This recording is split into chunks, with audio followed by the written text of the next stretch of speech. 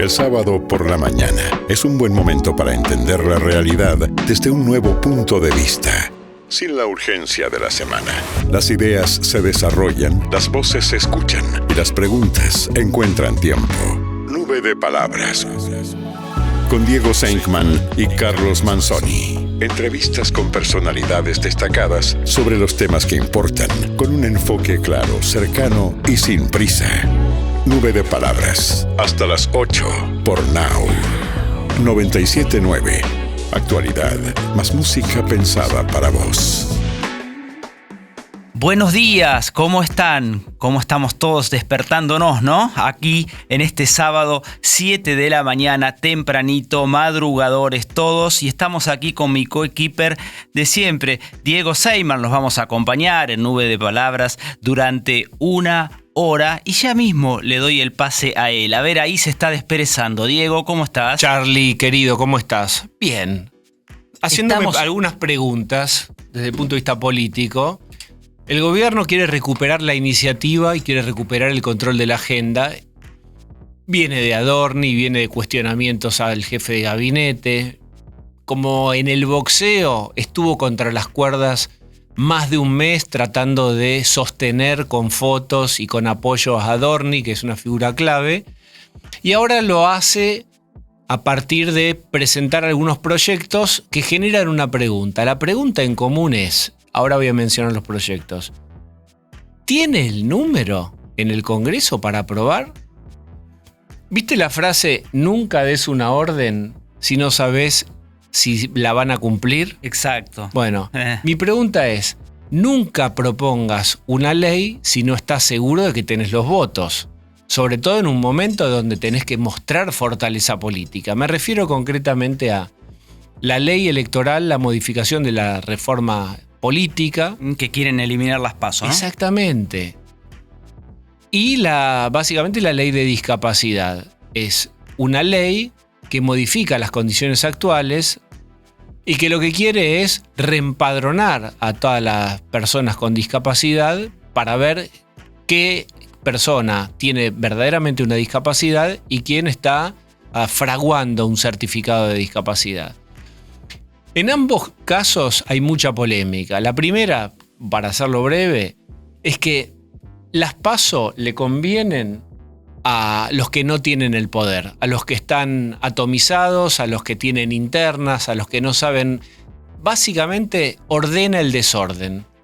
Cuando vos estás en el poder, el mero acto de estar en el poder ordena. Entonces Milei ahora no necesita una PASO y la oposición sí necesita una PASO. Yo estoy de acuerdo en el dinero que cuesta, estoy de acuerdo en que el peronismo interna estuvo cuando Cafiero Menem y después pasaron 88. Sí, 10.000 años, nunca hizo una interna, siempre eligieron a dedo. En 2009, después de perder con De Narváez en esa intermedia, Néstor Kirchner propone y sancionan esta idea de las primarias obligatorias que son las PASO, pero el tema es el siguiente. Después las volvió a usar solo cuando hizo la interna última entre Massa y Grabois, que fue una falsa interna, porque en realidad Grabois era para tener los votos más de la izquierda, si querés sumárselos a los de Massa, pero era como un sparring de Massa, no le podía ganar nunca a Grabois. Nunca utilizó ciertamente las PASO el kirchnerismo. Pero tiene derecho a oponerse y se va a oponer. ¿Pero sabes quién se va a oponer? Seguramente el PRO. También. Porque el PRO se tiene que ordenar. Y probablemente parte del radicalismo. Entonces, moraleja es, ¿estás seguro que tenés los votos y no te expones a un rechazo? Y lo otro, y cierro con esto, discapacidad.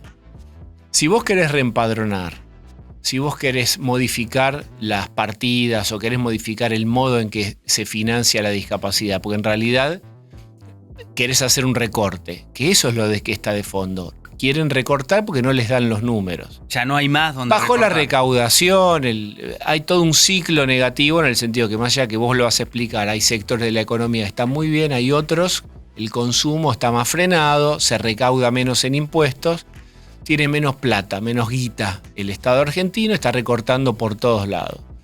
Ya lo vas a comentar vos, pero quieren modificar la ley de discapacidad que ahora deberían cumplir y ejecutar y pagar, y lo están haciendo un poco sí, un poco no, un poco no, un poco sí. Hay mucho reclamo con eso. Y entonces ¿van a ir adelante con esta ley sabiendo que quizás en el Congreso no tengan los votos? La incógnita, ¿no? La incógnita. Te digo ¿Para algo. qué exponerse? Siempre otra analogía, en este caso futbolística, la de nunca hagas algo si no sabes si vas a tener los votos. Dolina siempre decía que el buen jugador de fútbol es aquel que nunca llega tarde a la pelota. Porque o va sabiendo que va a llegar o no va. Eso. Esto es parecido. Si vas a llegar tarde, si no estás seguro no vayas del a trabar. control de balón, no vayas.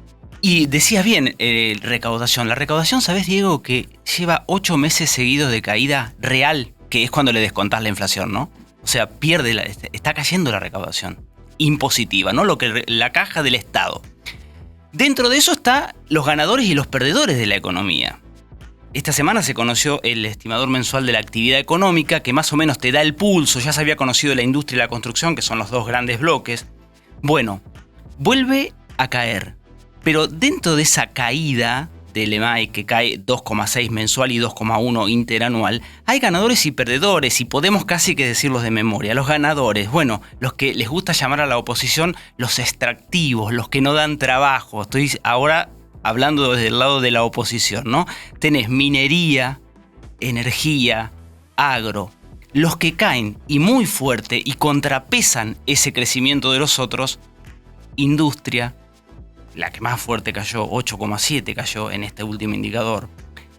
El consumo, como bien decías, de la mano de la caída de la industria, y también cae el comercio, que es el consumo, y también te están cayendo otras ramas que van como derramando de estos dos grandes sectores. Entonces, la pregunta es, ¿este modelo cuándo reactiva? Porque está perfecto que el gobierno, otra incógnita, agrego a la que vos agregás, que es política, esta es económica. Está claro que el gobierno está cambiando el modelo. Y ahí siempre hay ganadores y perdedores. Ahora, dentro de esta ecuación, ¿cuándo se reactiva? Está perfecto, vos jugás con esas cartas. Vos querés esas. Bien, esos sectores. Bueno, ¿cuándo se reactiva la economía de la mano de esos sectores? Hasta ahora no está pasando. Hay dos fases, estabilización y crecimiento. Por supuesto, tienen que estar en simultáneo. El gobierno estabilizó en gran parte, el dólar está estabilizado, con sus polémicas por el precio, pero está estabilizado. Y la inflación, que subió o viene subiendo, es probable que baje el mes que viene. Vos tenés cierto nivel de estabilización. El gran problema es cuando llega el crecimiento para estas zonas o estas áreas de la economía que vos mencionás. El sábado se piensa distinto. Nube de palabras. Con Diego Senkman y Carlos Manzoni. Por Now 97.9. Diego, vos viste que los gimnasios cada vez están más llenos, por supuesto que también las plazas, por supuesto que donde quieras haya un lugar donde se pueda entrenar, la gente entrena. Y donde por ahí antes ibas al médico y te ibas con algún químico recetado, ahora la receta a lo mejor puede tener un químico, pero también te dice entrenamiento físico. Y gente grande en el gimnasio. Vas al gimnasio, hay gente de 70, de 80, haciendo fierros, haciendo piernas, haciendo pesas, por la famosa sarcopenia, que es la pérdida de musculatura con el transcurso de los años. Sacando músculo, ¿no? Antes, impensado. Nosotros no vamos a decir que somos súper añosos, tampoco nos vamos a dar de jóvenes, pero cuando nosotros éramos más chicos, la verdad que era un grupo reducido el que iba a entrenar. Eso era así, me acuerdo en los primeros gimnasios que yo vi en los 80 en el barrio, en San Cristóbal, era para gente joven, varones, era una cuestión estética. Y varones también. Cambió muchísimo. Cambió muchísimo. Bueno, vamos a hablar con alguien que sabe, porque esto desprende otra pregunta. Esto desprende ¿se está entrenando bien? ¿La gente está haciendo las cosas bien? Porque no es solamente largarte, ponerte ahí la ropa deportiva y largarte a hacer, sobre todo fuerza, que mucho tiempo la fuerza estuvo casi prohibida, te diría, para gente que era amateur. Vamos a hablar con Horacio Anselmi. Es un preparador físico y entrenador argentino muy destacado, referente en alto rendimiento, con más de 40 años de experiencia, reconocido entre muchos otros trabajos, bueno, por su trabajo en el Club Boca Juniors y en el ENAR. ¿Qué tal, Horacio? ¿Cómo estás? Muy bien. Bueno, pero muy bien. acá estamos dispuestos con Diego para que un poco nos retes por ahí, nos digas qué se está haciendo mal en el gimnasio. No, retar todo lo contrario. Bueno, vamos. Bienvenido sea esta invasión de gente en los gimnasios y la invasión de los gimnasios, porque ahora hay un gimnasio casi cada 3 cuadras, lo cual me parece buenísimo y obviamente desde las más altas esferas de deporte nacional y de los institutos formativos se trata de darle herramientas a una multitud de entrenadores que de repente tiene que enfrentarse con la propuesta de entrenar gente de todas las edades. Y no es tan fácil, pero tampoco es tan difícil hacerlo perfecto. Y sobre todo en fuerza, hablábamos recién en la previa con Diego, por el tema de que, bueno, siempre que uno hace fuerza, mete cargas, también ahí tenemos algo los humanos que se llama huesos, vértebras, podés afectar algo cuando no conoces o no lo haces tan bien, ¿no? Sí, tiene que ver con determinados ejercicios, con la técnica de realización de esos ejercicios, o sea, si bien es uno de los lugares donde menos chance de lastimarte tenés, lejos. ¿Dónde? El gimnasio. Ah. El gimnasio es uno de los lugares más, menos proclives al accidente o a la lesión. Obviamente, lo que no indica que te quieras transformar en levantador de pesas de la noche a la mañana y quieras hacer ejercicios que tengan determinado nivel de complejidad y dificultad. Pero en términos generales vos podés tener perfectamente 80 años e ir al gimnasio de manera saludable y sin ningún tipo de inconveniente y jugando todas las cartas a favor. Horacio, voy con algunas preguntas concretas. Creatina, ¿sí o no? Creatina sí. Ahora está pasando por un momento de popularidad extrema. Hay un gran amigo mío, el médico de Boca, el doctor Gustavo Esteban, va a publicar un libro sobre la creatina. Lo tengo que leer ahora en un viaje que tengo el fin de semana. Evidentemente, lo que era una herramienta para nosotros en el altísimo nivel de rendimiento, porque es la nafta de los movimientos explosivos, se le han descubierto colateralidades muy interesantes y bueno, zapatero a tus zapatos, lean al doctor Gustavo Esteban. Pero vos entonces, ¿hay que tomar diariamente para el que entrena creatina? Para el que entrena esfuerzos cortos, sí. Si vos sos un tenista, evidentemente la creatina es nafta para lo que vas a hacer. Si sos un voleibolista, si sos un futbolista, pero si sos un nadador o sos un runner, ya la cosa cambia. ¿Por qué? Porque la nafta que vas a utilizar es otra. Pero para el tipo que va al gimnasio y hace 40 minutos, 50 minutos de una rutina. No. ¿Por qué? Es una cuestión de proporcionalidad. O sea, esto existe cuando la necesidad supera tu alimentación natural. Pero entonces, ¿por qué? Nosotros no sé cómo decirlo. ¿No es suficiente lo que hacemos nosotros en el gimnasio para merecer tomar creatina? Muy probablemente que no. Ay, Horacio, nadie quería escuchar, pero todo el mundo que nos está escuchando, nadie juega profesional al tenis. Pero todos tenemos la ilusión al tomar creatina de que nuestros músculos no sé qué, que nuestra resistencia no sé qué. Nos estás robando una ilusión. No te estoy robando una ilusión. Vamos a suponer el peor escenario. No el peor escenario, el escenario lógico. Vos sos un jugador de tenis de club. Y ese día sábado tuviste la oportunidad de jugar 3 sets. Son 180 acciones de 10 segundos cada uno. ¿Mereces tomarte tu creatina? Absolutamente sí. Pero yo no soy un profesional. No, pero te clavaste 180 acciones como un profesional que acaba de ganar o perder a 3 sets.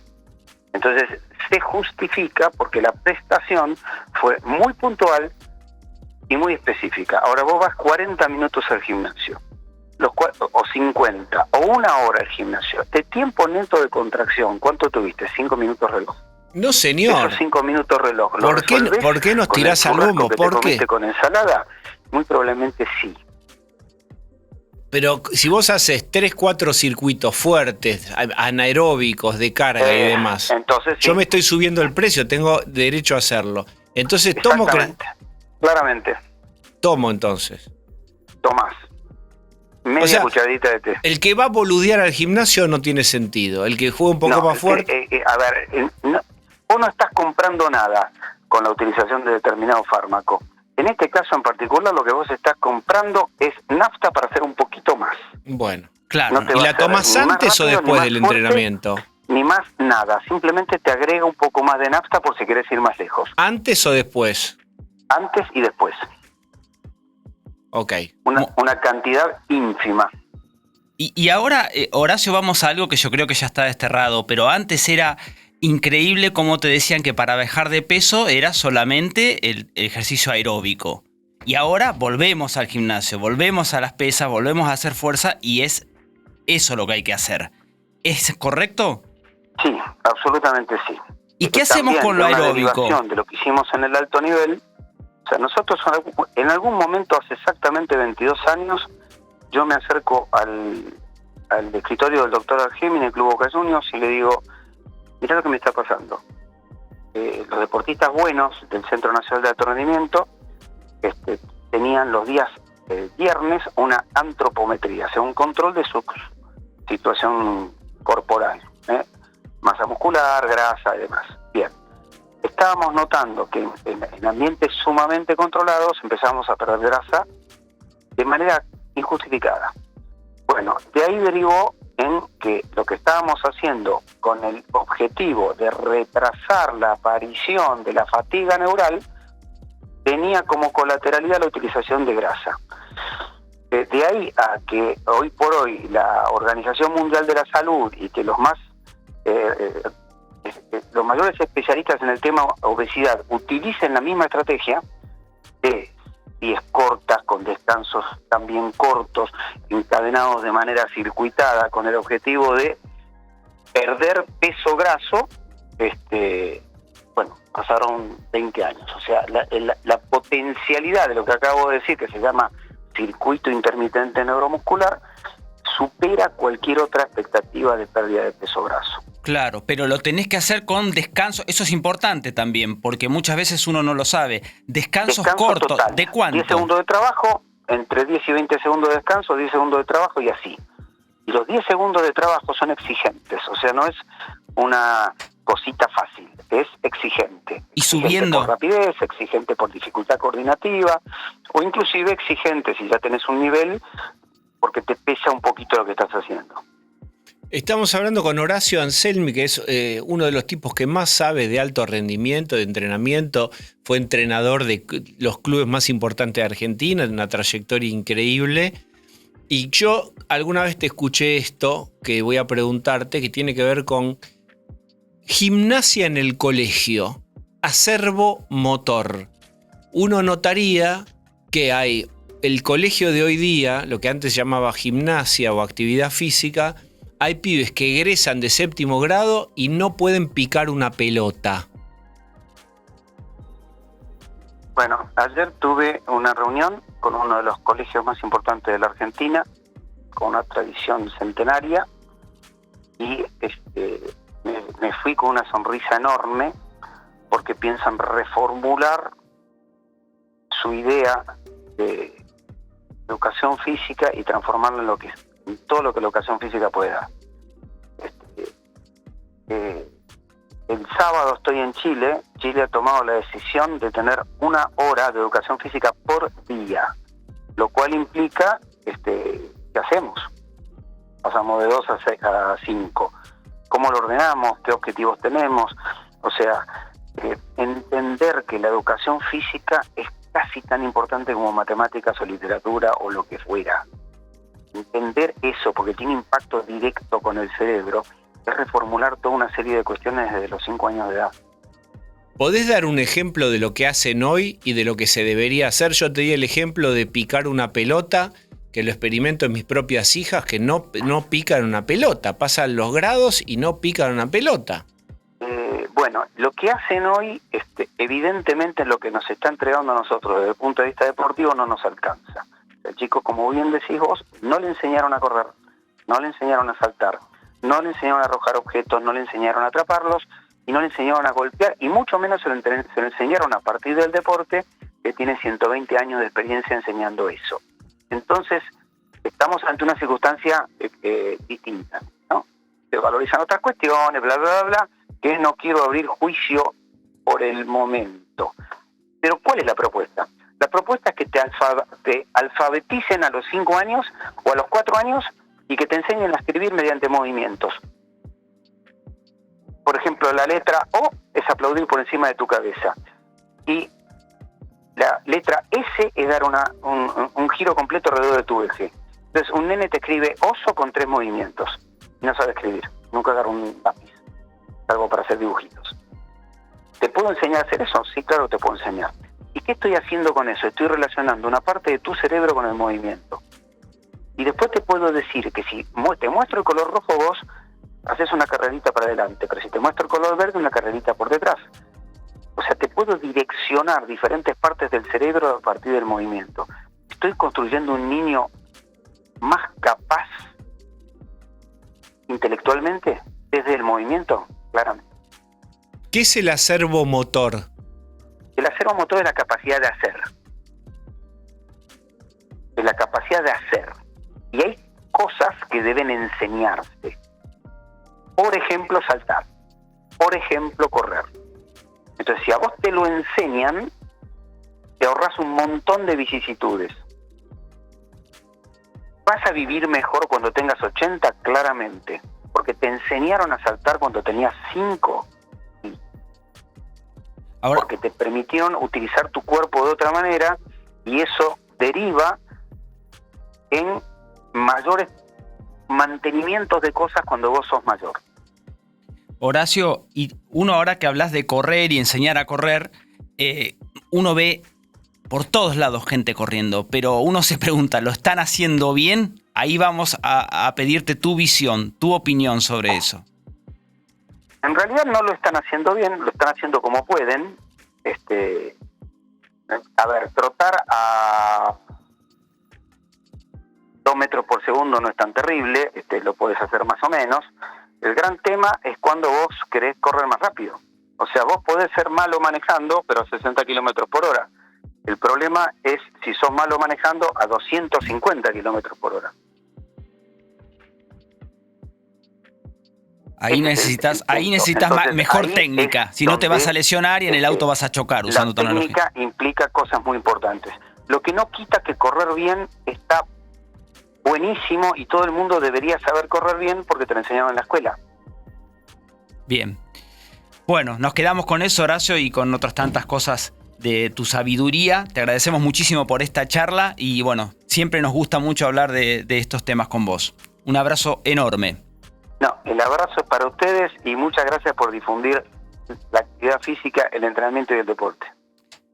Fue Horacio Anselmi, preparador físico y entrenador argentino referente en alto rendimiento. Ideas que encuentran tiempo. Nube de palabras con Diego Senkman y Carlos Manzoni por Now 97.9. Vamos a profundizar un poquito en economía, Diego, que algo estuvimos diciendo en la apertura. Vamos a hablar con un especialista. Ya tenemos ahí en línea a Ramiro Castiñeira, él es economista de la consultora Econométrica. Y le vamos a preguntar cómo ve todo esto. Nosotros hablamos de ganadores y perdedores, de una economía que no se reactiva, de la inflación que baja pero dio unos sustitos en los últimos meses. ¿Qué tal, Ramiro? ¿Cómo estás? Buenos días. Hola, ¿qué tal? Buenos días. ¿Qué tal? ¿Cómo estamos? Muy bien, muy bien. Bueno, por empezar, vamos a ir al pulso de lo que pasó esta semana, que se conoció el EMAI, y como comentábamos al principio con Diego, acá hay claros ganadores y perdedores. La palabra que prima siempre cuando hacemos este tipo de notas es la heterogeneidad en los sectores, ¿no? Ganadores y perdedores, repito. ¿Cómo ves vos ese esquema? Vamos a un cambio de modelo que todavía en la calle no da resultados. A ver, es cierto resultado hay porque voy al sentido de que la inflación bajó del 200% al 30%, si querés. O sea, eso no es menor porque finalmente permitió un rebote económico hacia lo que fue el 2025, si querés, y después empezó a moderarse cuando ya entraba en la carrera electoral. Y bueno, lo que se terminó plasmando, lo que muchos estaban evidenciando, que estaba frenando en algunos sectores, principalmente con industria, principalmente comercio, los cuales son dos sectores que palpan mucho la calle. Y bueno, hoy y lo que fue esta semana, que el INDEC ya le puso número. Efectivamente se frenó estos dos sectores e incluso tuvo la magnitud suficiente como para dar vuelta al PBI, que mostró una caída interanual de un poco más del 2%. Así que sí, está marcando de que el rebote vino, principalmente fue desde fines del 2024 hasta mediados del 2025. Desde el 2025 la economía empezó a mostrar que se estaba planchando y hoy el INDEC ya le pone un número. Efectivamente se planchó e incluso el interanual en febrero mostró una caída del 2,1%, donde tanto industria como comercio llegaron a caer números arriba del 7%, lo cual son magnitudes enormes.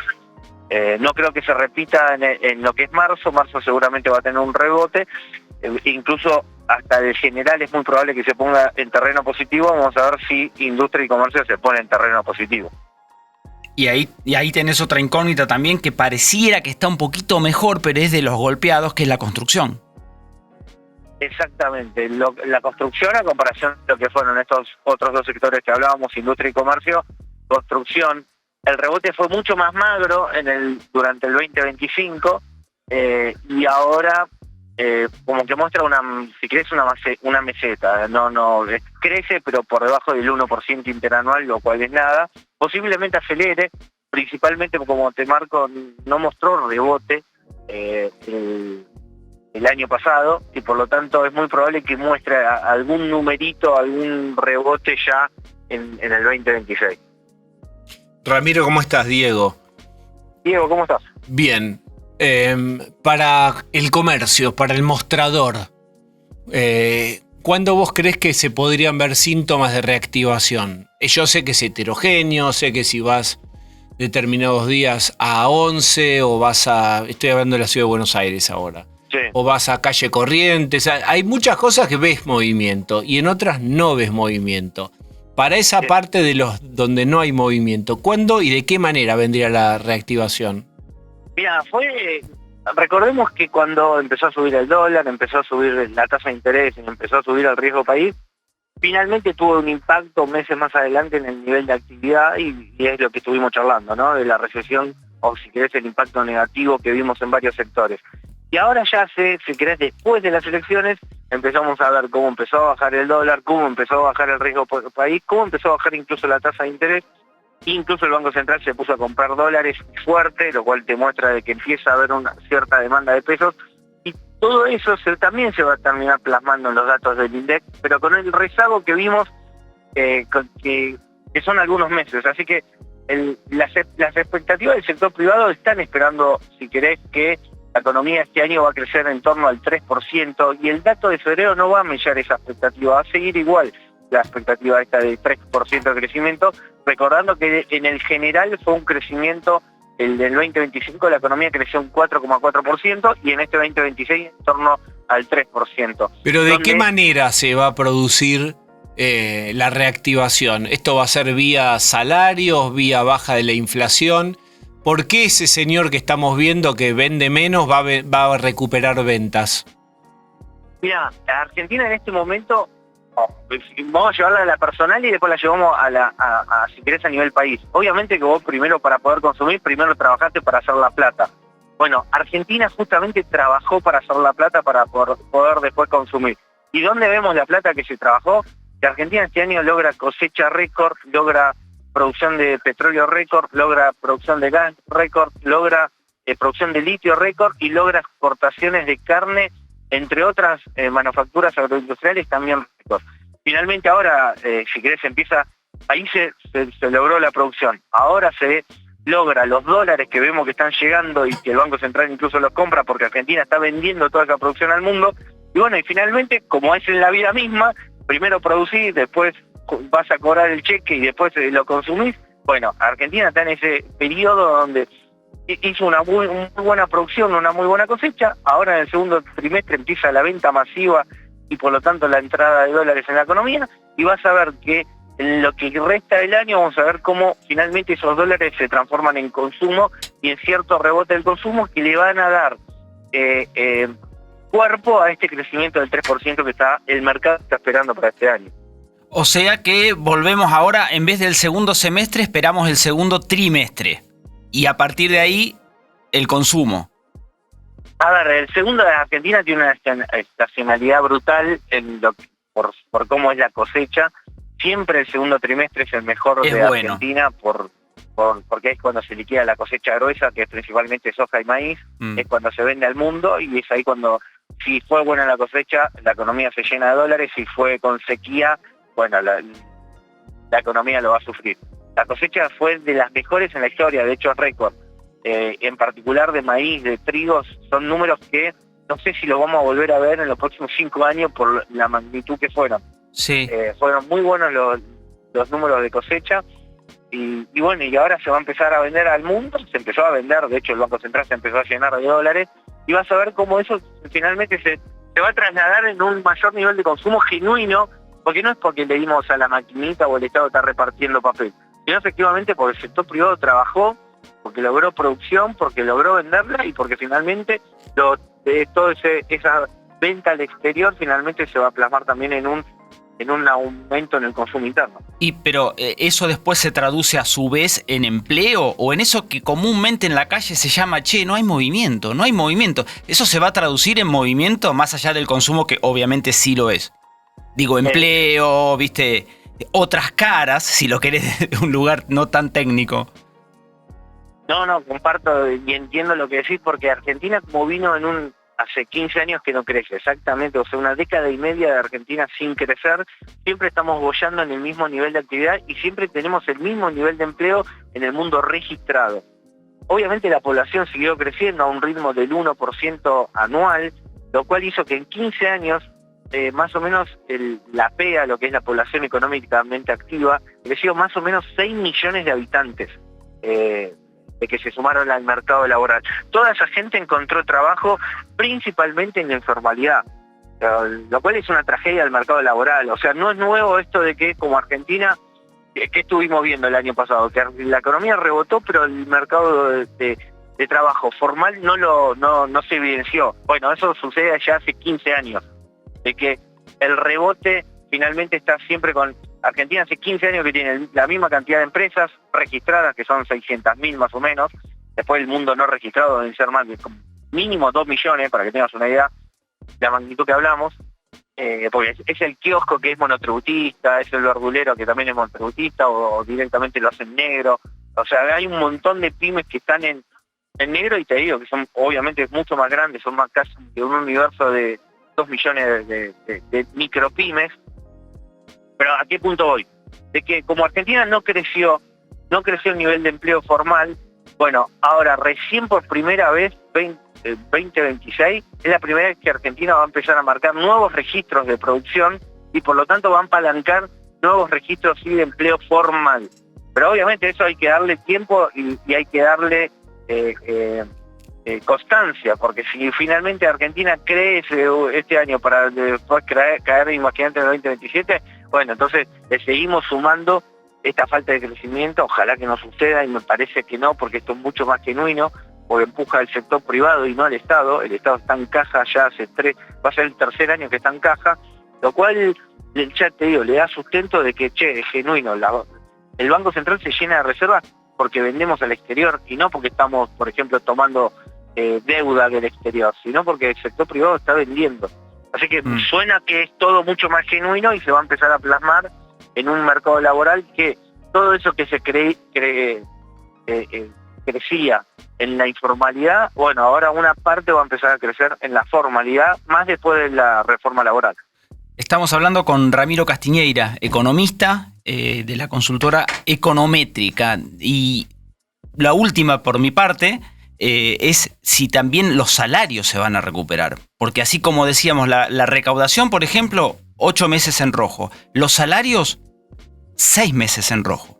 O sea, perdiendo contra la inflación. O sea, tenemos muchas cosas para recuperar. Pintás un panorama muy optimista y está buenísimo, pero a ver si todas esas variables se pueden ir reacomodando. Claro, por supuesto. Miren lo que es, si vamos a hacer la foto de los salarios en el mundo, para que tengas una idea. Latinoamérica tiene salarios entre $300 a $1.000 o $1.200. Si querés podemos marcar las puntas, por ejemplo, Bolivia y Uruguay tenés esa gama de salario, entre $300 a $1.200. Argentina, una vez que unificó el mercado cambiario, pasó de los $300 con una brecha del 200% a los más o menos $700, $800. Te estoy hablando del mercado registrado, que es el que tenemos información. No registrado, la información es más difusa. Y de hecho las comparaciones te las hago de lo que ellos también tienen registrado. Pero ¿a qué punto voy? Eso es Latinoamérica. Por ejemplo, Europa son salarios que van entre los 2.500 euros a los 3.000 euros, como por ejemplo Alemania, o por ejemplo Estados Unidos son $4.000 el salario promedio, o, y te pongo el último ejemplo, Suiza son 5.000 euros el salario mínimo. ¿Por qué te quise hacer este pantallazo? Porque Argentina finalmente lo único que va a hacer aumentar el salario es si Argentina crece, nada más. Entonces, por eso Argentina fue de un estancamiento brutal estos 15 años y finalmente con brecha y todo eso terminó en un salario de $300, después un rebote con la unificación, el sinceramiento de la macroeconomía, y ahora solo lo va a empezar a aumentar de estos 700 a $900, va a empezar a aumentar primero a niveles como tiene Uruguay, por ejemplo $1.200, pero solo es con crecimiento económico, así que es buena noticia que el sector privado, las expectativas, según el relevamiento expectativa del mercado, estén esperando crecimiento no solo para este año, sino para el que viene, y por lo tanto que Argentina deje atrás la década y media sin crecimiento económico, que nosotros fuimos contemporáneos del periodo de mayor estancamiento económico que tuvo la historia argentina. Para que tomemos dimensión lo que acabamos de vivir, y pareciera, todo indica que finalmente se termina esa década y media sin crecimiento económico, tanto este año como el año que viene. Así que, de hecho, el año pasado fue rebote, si querés, pero este año sí ya es crecimiento porque empieza a marcar, PBI empieza a marcar nuevos máximos, consumo empieza a marcar nuevos máximos, e incluso una variable no menor. Gracias al RIGI, con inversiones que ya se están hablando casi de $100.000 millones, la inversión va a dispararse por primera vez después de la convertibilidad, lo cual está marcando que Argentina está entrando en un nuevo ciclo, pero hay que darle tiempo a que madure. Bueno, sí, los periodos, algunos colegas tuyos dicen hay que medir las cosas en periodos un poquito más largos, no enero, febrero, no el bimestre, que es raro porque es estival y demás. Pero bueno, muchísimas gracias, nos pintaste un panorama y sobre todo nos diste optimismo para esta economía argentina que hasta ahora, hasta esta semana que se conoció el EMAE, no repunta. Muchísimas gracias. Dale, por favor, saludos, cuando quieras repetimos. Fue Ramiro Castiñeira, economista de la consultora Econométrica. Conversaciones que se toman su tiempo. Nube de palabras. Con Diego Senkman y Carlos Manzoni. Por Now. 97.9. Actualidad.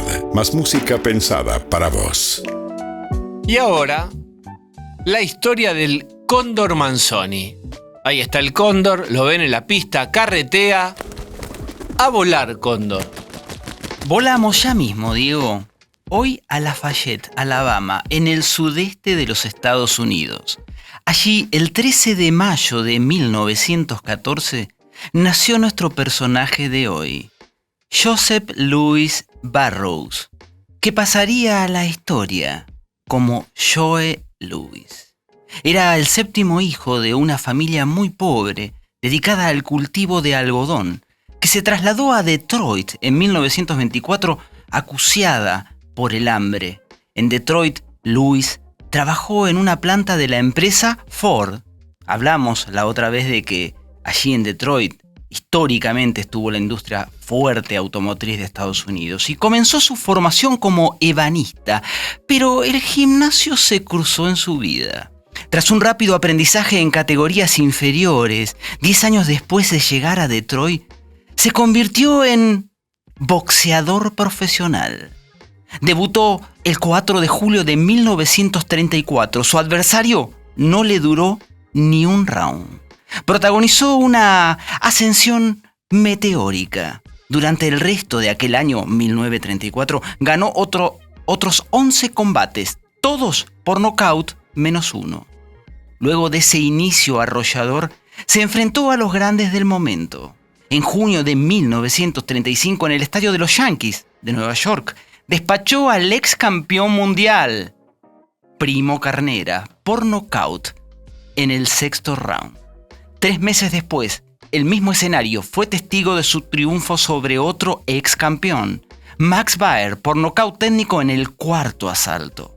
Antes de que terminara ese año, en diciembre, lograría otra deslumbrante victoria. En el Madison Square Garden, derrotó a Paulino Uskudum, también por nocaut en el cuarto round. Lewis parecía invencible. Pero pronto, Diego, sufriría una derrota a manos del alemán Max Schmeling, hombre usado por la propaganda nazi para afirmar la supremacía aria. Recordemos los años, ¿no? Mediados de los años 30. Luego de ese knockout en el 12º asalto, en el que besó por primera vez la lona, Lewis siguió noqueando rivales, pero su herida no quedaría cerrada hasta lograr la revancha con su verdugo alemán. A tal punto se había obsesionado que, aún habiendo llegado a la cima del boxeo, con solo 23 años, declaró: "No quiero que nadie me llame campeón hasta que no le gane a Schmeling". En 1938 llegó por fin su desquite. Antes del combate, el mismísimo presidente de los Estados Unidos, Franklin Delano Roosevelt, lo recibió en la Casa Blanca para bendecirlo como paladín del pueblo americano frente a la amenaza del régimen nazi. En ese combate, Lewis fue más demoledor que nunca. Apabulló a Schmeling con una lluvia de golpes certeros. Le rompió 2 costillas y solo lo dejó mantenerse en pie 2 minutos y 4 segundos. Casi sin despeinarse, había obtenido su venganza por nocaut en el primer round. Para Lewis fue el cenit de su carrera. Después de la pelea con Schmeling, ejerció un dominio avasallador en la categoría de los pesos pesados que no tiene parangón. 17 victorias hasta 1942, cuando ingresó en el ejército, donde fue profesor de educación física y realizó demostraciones por todo el país. Acabada la guerra, defendió 4 veces más su título antes de anunciar, en marzo de 1949, su retirada como campeón invicto. Aquel bisnieto de esclavos que se había criado en la pobreza era ahora un símbolo de su país. Apodado precisamente, y te va a sonar, Diego, el bombardero de la nación. Estaba bañado de gloria y respeto, había batido todos los récords imaginables en el boxeo y había embolsado una fortuna gracias a sus millonarias bolsas, valga la redundancia. ¿Cómo estaba? En su mejor momento. Esto es... tocando el cielo con sus guantes. Pero siempre hay un pincelazo que te noquea, cuando menos lo esperás. ¿Qué pasó? A medida que acumulaba victorias sobre el ring, Diego, Lewis también sumaba deudas con el fisco. Asfixiado por la persecución de Hacienda, en septiembre de 1950 intentó recuperar su título contra César Charles. Perdió por puntos. Incapaz de aceptar que su tiempo había pasado, volvió a intentarlo un año más tarde ante el conocidísimo Rocky Marciano. Lewis se mantuvo en pie durante 8 asaltos antes de ser derrotado por nocaut técnico. Marciano, nueva estrella del cuadrilátero, lloró tras ganarle en el Madison Square Garden al que había sido su ídolo de juventud. Para Lewis fue el fin de su carrera deportiva. Para el boxeo, el final de una época. Luego de su fracasada vuelta al ring, debió seguir luchando por el resto de sus días con Hacienda. No le quedó más remedio que aceptar cualquier trabajo en Las Vegas, desde exhibicionista hasta relaciones públicas en casinos. Siempre perseguido por las deudas, tuvo que afrontar un ingreso en un psiquiátrico y un aneurisma aórtico que le condenó a una silla de ruedas. Finalmente, murió el 12 de abril de 1981 en el hospital Desert Spring de Las Vegas, a los 66 años. Por esas vueltas de la vida fue su viejo rival, luego convertido en gran amigo, Max Schmeling, quien pagó su funeral. El bombardero de la nación, el primer campeón negro de la historia del box, está enterrado por disposición de el presidente Ronald Reagan en el Cementerio Nacional de Arlington. Se terminó así la historia de quien es considerado uno de los mejores boxeadores de todos los tiempos y que dejó su nombre inscrito en la historia como el campeón mundial que más tiempo retuvo la corona. Joe Louis, Diego. Tuve la suerte de estar en Chicago y hay un monumento enorme que es solo un puño. Y es el de él. Es el de Joe Louis. Toda esta historia del cóndor, ¿en qué época, año se produjo? Se produce principalmente entre las décadas del 30 y el 40, sus años de gloria en el boxeo. Él muere, como explicamos, más adelante a los 66 años. Pero es plena previa de la Guerra Mundial y después la Guerra Mundial.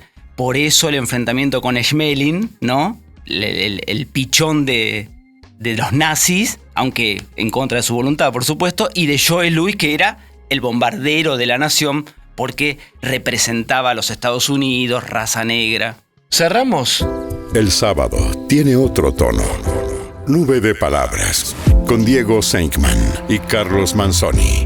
Por Now, 97.9. Actualidad, más música pensada para vos. Charlie, ¿viste ese chiste que dice que es un buen negocio?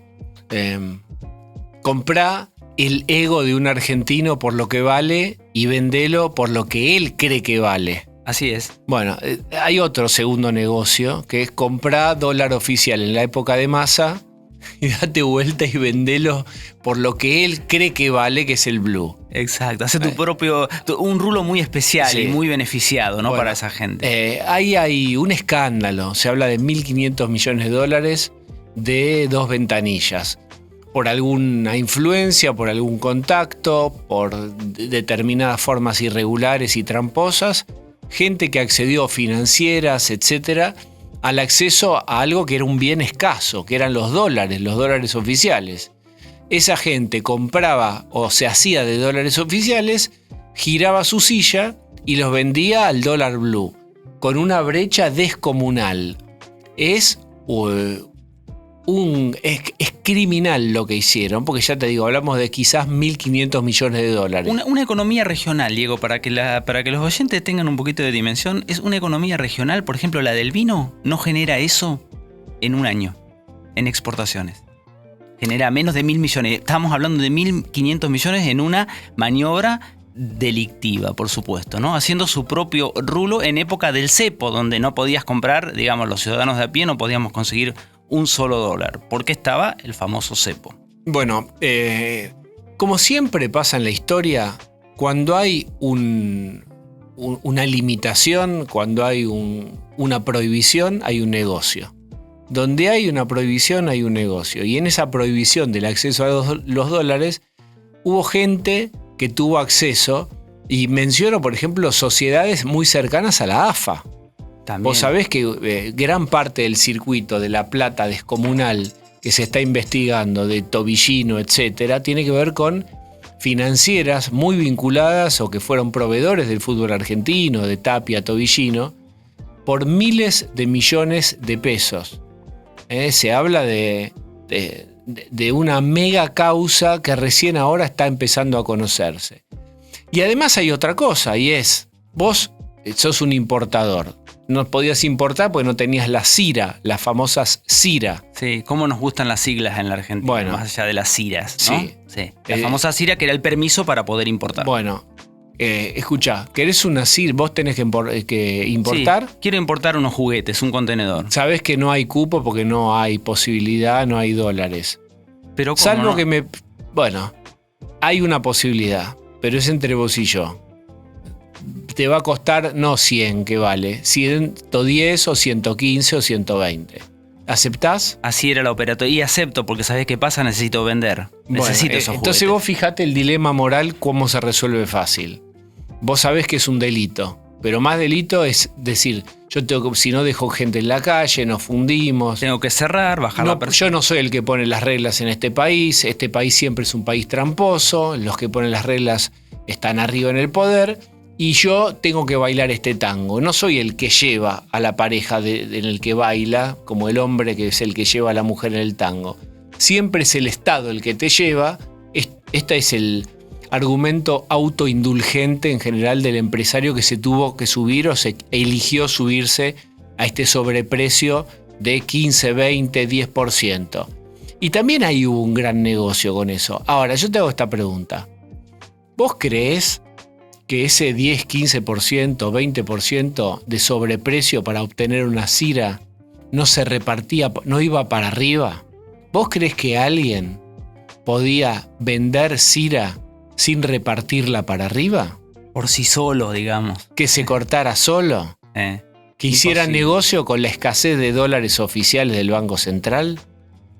Imposible. Es imposible. Es imposible. Ahora, bueno, pero es la punta del ovillo, Diego. Vos imaginate de lo que nos estamos enterando de una punta, ¿no? Que esa punta significa 1.500 millones de dólares en el caso de la Cira, ¿no? Del rulo que explicaste al principio.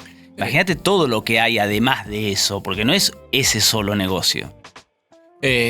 Mira, si esto escala, probablemente sea el escándalo de corrupción más grande de la historia argentina, porque ya venimos de ver mucha corrupción desde... Teníamos cuadernos hasta ahora ahí en el podio. Sí, históricamente desde el menemismo tenías escalas y escalas de corrupción.